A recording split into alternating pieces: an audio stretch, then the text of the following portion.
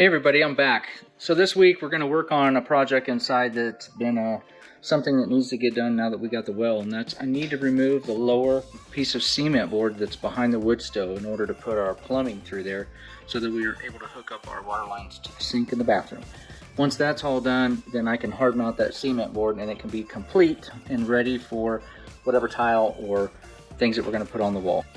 So the area that I'm talking about is here on this wall behind this cutting board that we have next to the wood stove, so you can see the line across there. So this whole 8-foot piece is going to get unscrewed from the wall, and then when I unscrew it and pull it back, it'll give me access to all the studs that are in the wall, so I can drill holes and run the hex line through there. So as you can see, I now have the concrete board removed from the wall so that we have a way to get our water lines plumbed in into this wall to go into the bathroom. And since we're in here, we're going to go ahead and put up all the electrical wires and finalize their locations to be in the center of the wall stud so that we don't accidentally put a screw through any of them. They were just all here loosely just in case we changed our mind and needed to make an adjustment to our locations of our outlets. Power is off on my outlets so that no one gets electrocuted. So that's an important thing about when you're messing with your electrical outlets, to make sure you flip the breaker and or just turn off the main circuit. That way you don't accidentally electrocute yourself. Alright, so I've permanently got my outlet wiring put in place, and you can probably see that there's a loop right there, and that is, I learned on our last build that if you don't leave yourself a little extra wire, if you want to change out an outlet because you don't have a good connection and you need to cut the end of the wire, then if you don't have any extra, you can't make any adjustments. Therefore, you leave a little bit extra so that you can pull the outlet out, cut your ends, and reinstall them. So as you can see, I've got that board off, and now I'm in the process of putting in the water lines. And you're kind of tucking them away in little places where you can hardly even see them.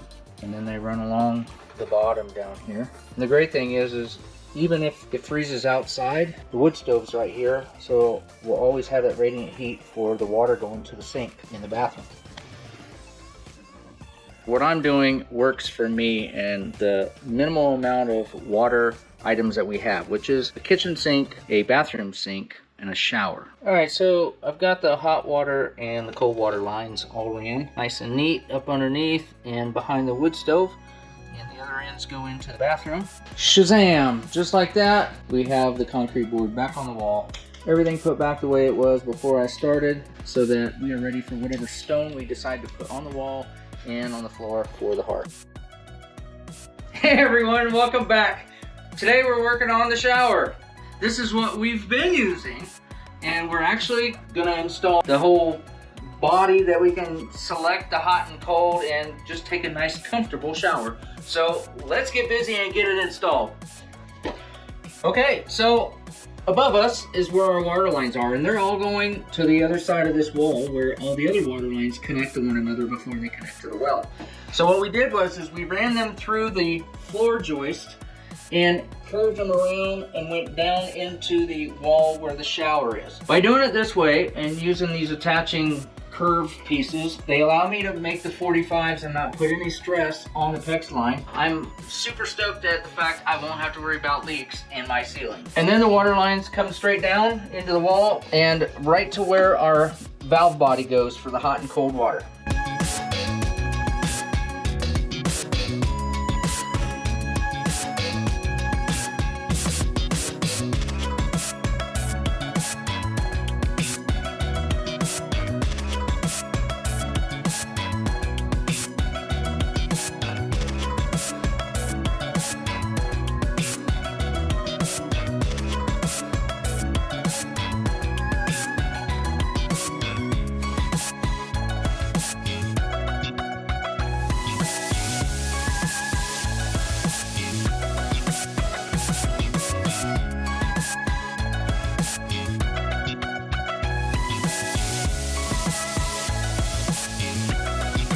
Alright, I'm gonna put this little final plastic deal on there. That's for the putting your shower cover on.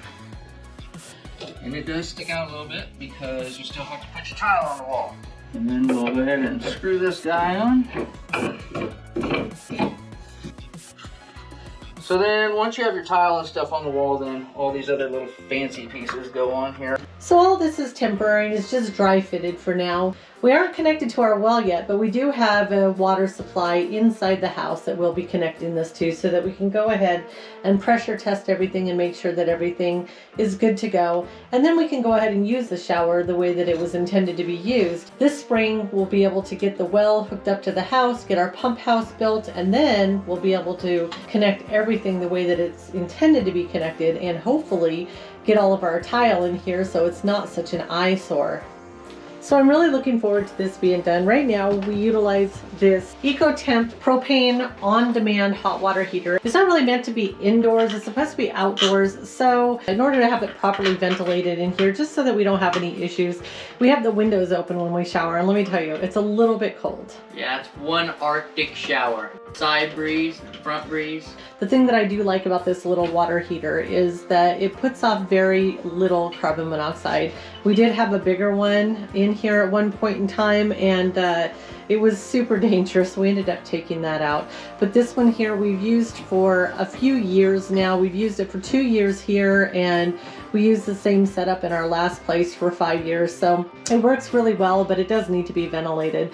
I'm looking forward to getting it out of our shower though, and not actually having it in the room with us so that we can shower with the windows closed, especially in the winter time. All right, that's gonna be a wrap for us today. If you like what you saw today, just go ahead and do the like button and the subscribe button, and we'll catch you next time. Later.